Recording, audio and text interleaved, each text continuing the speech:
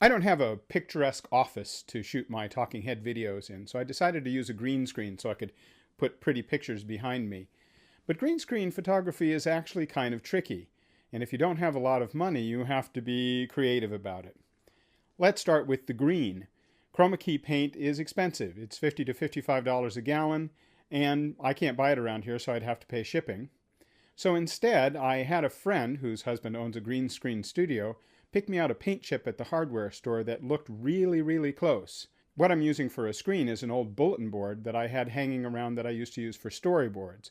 I picked it up at a company that had gone out of business for about $5. But you can also use an 8x4 sheet of particle board. It'll work just fine. The next thing is lighting. It helps if the green screen is lit very evenly. Now, I'm lucky. My basement has two overhead bulbs that happen to be spaced just far enough apart that they can light the screen behind me evenly. There's a little drop off at the bottom, but there doesn't seem to be enough to notice. I replaced the bulbs that I normally use, 13-watt CFLs, with 23-watt daylight CFLs. Gives a better color and throws more light on the screen. The more light, the better. For lighting myself, I have my key light, which is another 23-watt CFL daylight in a work light.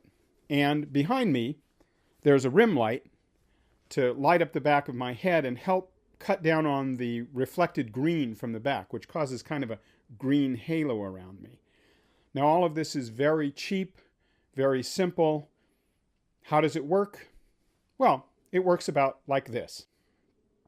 It's not too bad. Maybe you can see some artifacting in the background, but a lot of that is just compression artifact, and some of it is also the fact that my camera keeps adjusting exposure, and I have no way of locking the exposure or manually exposing. But all in all, I think it's a very workable solution.